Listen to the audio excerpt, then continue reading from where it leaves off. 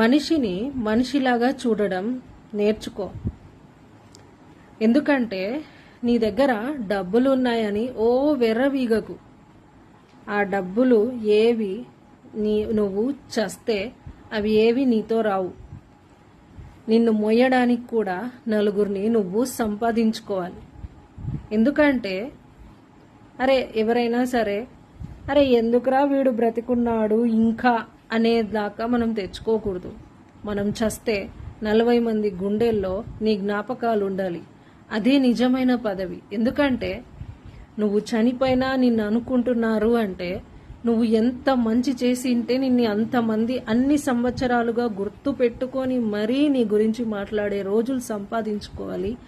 ఆ నలుగురిని మనం సంపాదించాలి. అంతేగాని ఆస్తులు పాస్తులు తర్వాత వీడు బీదవాడు పేదవాడు ఇవంతా కాదు.